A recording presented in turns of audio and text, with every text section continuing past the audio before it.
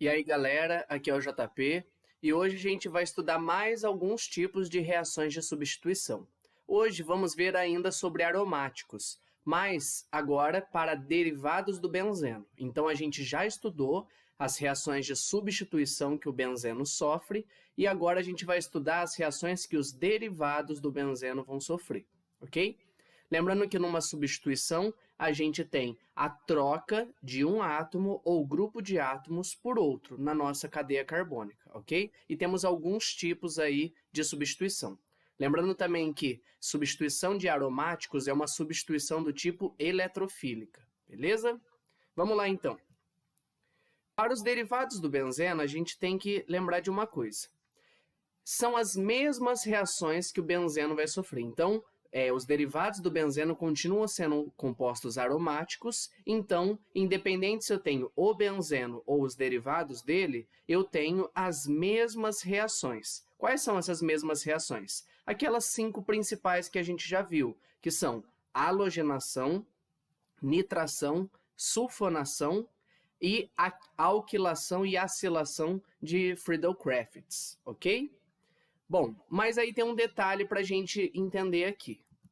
A posição do segundo grupo que vai entrar na minha cadeia carbônica, né, que eu vou fazer a substituição, depende da posição do primeiro grupo. Então, isso daqui é fundamental, ok?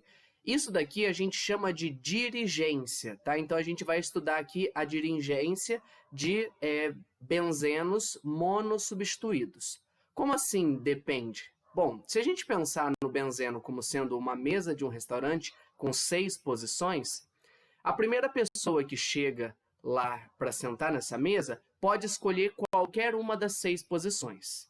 Agora, a partir do momento que uma pessoa se senta, a próxima que vai sentar nessa mesa vai sentar influenciada por essa primeira. Então, a primeira pessoa determina onde as outras vão sentar. Por que determina? Vai depender de fatores como, por exemplo, afinidade e assim por diante. Então, se eu gosto mais da pessoa, enfim, eu quero ficar mais perto ou mais distante. É a mesma lógica com os derivados do benzeno. Então, a gente tem que analisar sempre o grupo que já está no benzeno para saber onde eu coloco o meu segundo grupo, ok? Por que isso ocorre, então, na química, né? A gente usou aí uma analogia da mesa do restaurante, mas o porquê que isso ocorre no benzeno? Porque vai ocorrer polarização das cargas dos carbonos do anel. Então, quando eu tenho o benzeno por si só, eu não tenho essa polarização. Mas a partir do momento em que eu substituo um grupo, né, eu troco um hidrogênio por um grupo ou um determinado átomo no meu benzeno, vai ocorrer diferenciação dos carbonos, ok?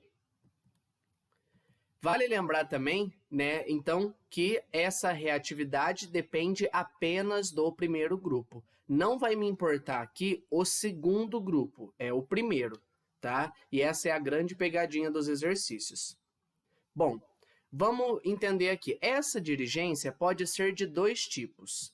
Ela pode ser do tipo ortho-para ou do tipo meta, ok? Dirigência porque o primeiro grupo vai dirigir onde vai entrar o segundo grupo, ok? Vamos entender aqui, ó. Nós temos, nesse primeiro caso, o benzeno, tá certo? Então, temos aqui o nosso anel benzeno com 6 carbonos. Lembrando que no benzeno, os 6 carbonos são equivalentes. Então, tanto faz onde eu coloco o meu primeiro grupo. Só que a partir do momento que entra um grupo aqui que eu vou chamar de G, né? A gente vai precisar lembrar da nomenclatura aqui das posições em benzenos dissubstituídos. Então, eu tenho aqui, ó, comparando com o grupo G, que é esse primeiro grupo aqui, o carbono que fica imediatamente ao lado, né, de um lado ou do outro, tanto faz, é o carbono que a gente chama de posição orto. Se eu pego aqui, pulo 1, né, depois da orto, eu tenho as posições meta e no outro extremo do meu benzeno eu tenho a posição para. Nesse caso aqui, eu tenho um benzeno monossubstituído, tá? Quando eu tenho apenas um substituinte no benzeno, eu não preciso numerar ou identificar, uma vez que qualquer carbono que eu coloque ele é igual, ok? É equivalente.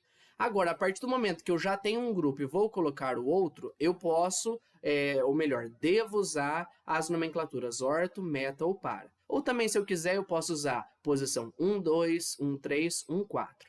Aqui é interessante a gente lembrar lá da nossa aula de hidrocarbonetos aquela dica que eu dei para vocês guardarem, né, a nomenclatura orto, meta e para. A gente vai enxergar esse primeiro grupo como sendo a cabeça.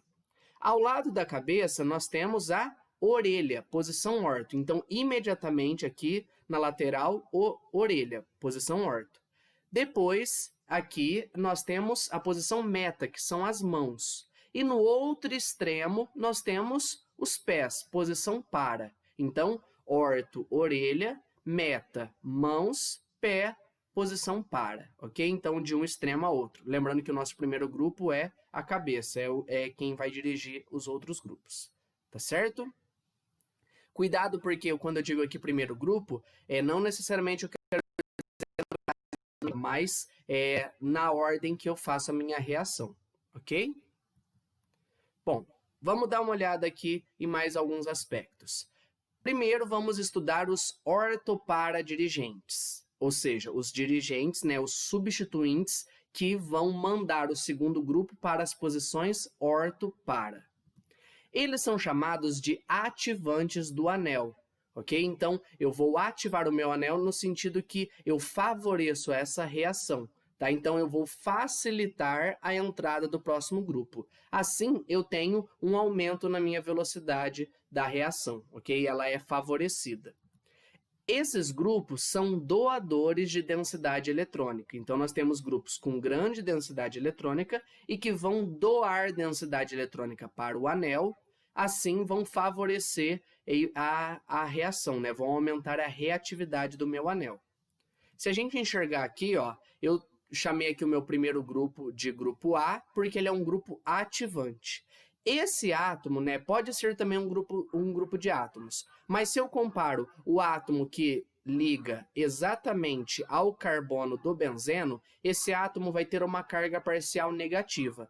E assim, eu vou ter no anel essas 3 posições com cargas parciais negativas, que vão ser as posições mais reativas do anel. Lembrando que se esse é o meu primeiro grupo, aqui nós temos as posições orto, né, e a posição para. Por isso que ele é chamado de ortoparadirigente, ok?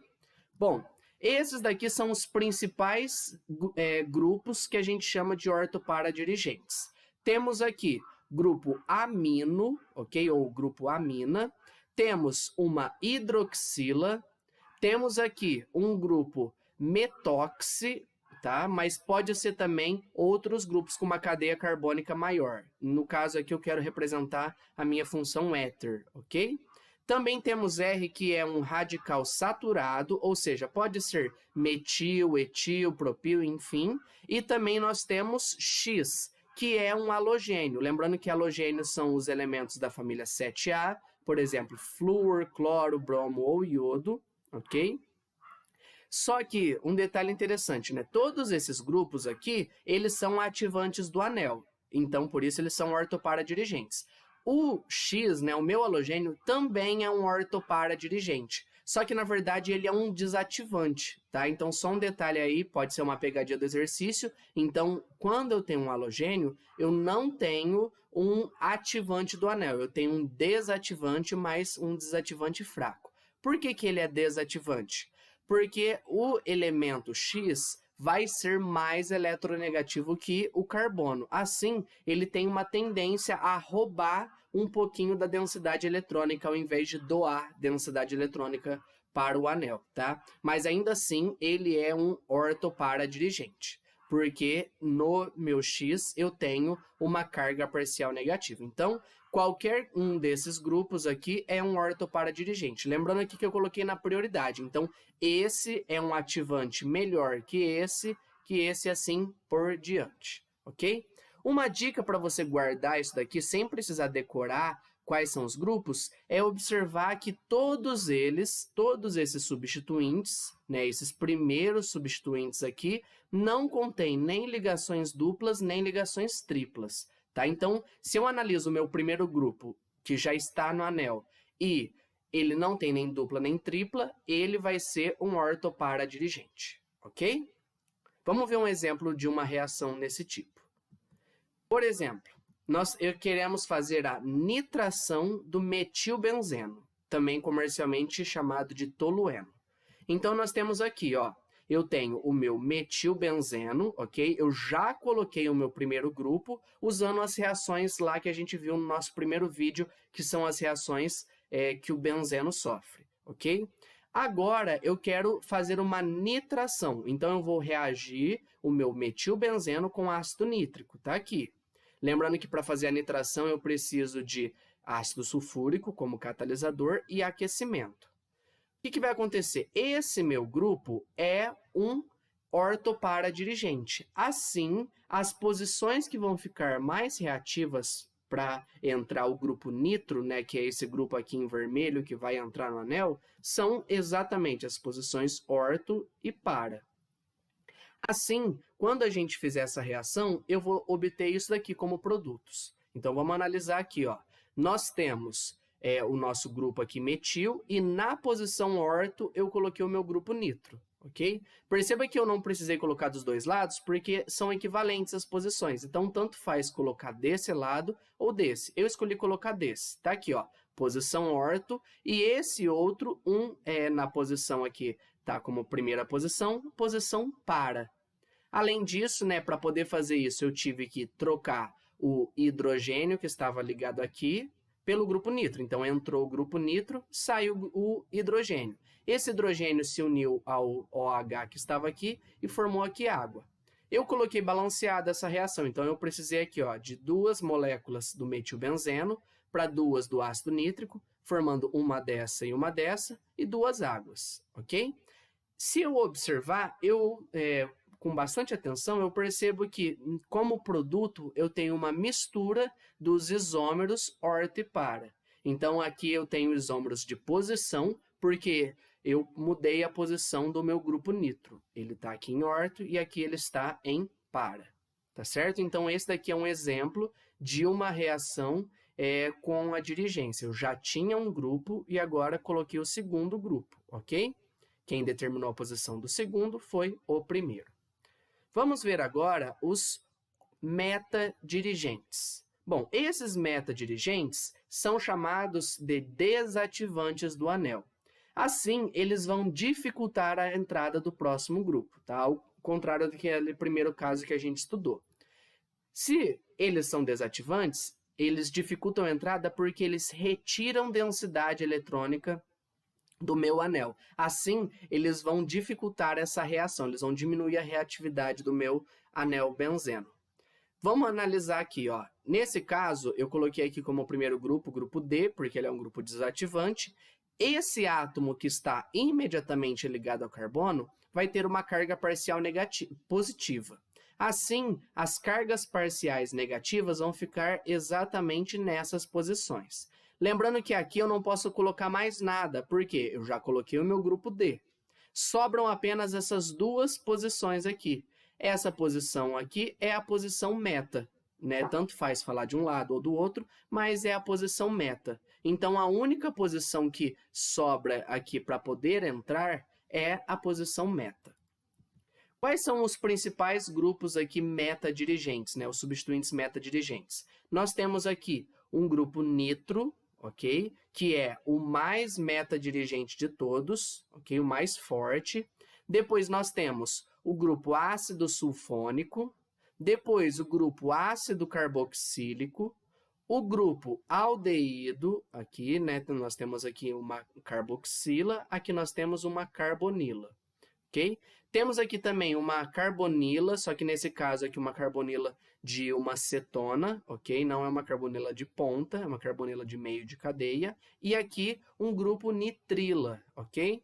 Como que eu posso guardar quais são esses grupos? Se um ortoparadirigente não tinha ligações duplas ou triplas, o meu metadirigente vai ter duplas ou triplas. Então, se eu abrir aqui as ligações de qualquer um desses grupos, eu vou enxergar que dentro desse grupo eu tenho uma ligação dupla ou tripla. Ok? Então, uma maneira bem simples aí de guardar quais são os metadirigentes. Tá certo? Vamos ver aqui um exemplo de uma reação, então, com metadirigentes. Por exemplo, agora eu quero fazer a alquilação do nitrobenzeno. Vamos ver, vou desenhar aqui o meu nitrobenzeno. O que eu vou fazer agora? Então, tá aqui, ó, nitrobenzeno, eu vou alquilar. Então, eu vou colocar um radical alquila, nesse caso é o CH3, tá certo? Aqui eu estou usando, então, as condições adequadas da reação, que é um haleto orgânico, né, o cloreto de metila nesse caso, e o meu catalisador é o cloreto de alumínio, ok? Bom, nós temos o primeiro grupo, que é o grupo nitro. Esse grupo é metadirigente, então ele vai determinar que o próximo grupo que vai entrar vai ter que entrar na posição meta, ok? Tanto faz aqui qual das duas, já que elas são equivalentes.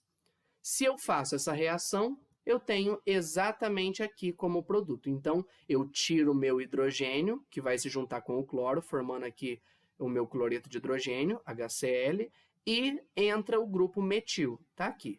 Perceba que, nesse caso, eu não obtive uma mistura de isômeros, eu obtive apenas o isômero meta. Se você comparar essa reação com a reação que a gente acabou de ver, você vai ver que lá eu obtive o isômero ortipara desse produto aqui. Então, perceba que trocar a ordem da reação troca o produto que eu obtenho no final. Cuidado com isso, tá? Os aromáticos têm essa pegadinha. Então, preste muita atenção na ordem que você vai fazer. Para obter aqueles produtos lá, produto orto e para, eu primeiro coloquei o grupo metil para depois colocar o grupo nitro. Aí eu obtive orto e para. Aqui eu fiz o contrário, eu primeiro fiz a nitração do benzeno, coloquei o grupo nitro, para depois colocar o meu grupo metil. E aí eu obtive o isômero meta, ok? Nós fechamos aqui a nossa aula de substituição em derivados de benzeno. É um tópico que tem que ser feito com bastante cuidado, mas que dá para a gente, com calma, se sair bem nos exercícios. É isso que a gente vai fazer agora, praticar com mais exercícios. Qualquer dúvida, estou à disposição. Até a próxima. Tchau, tchau.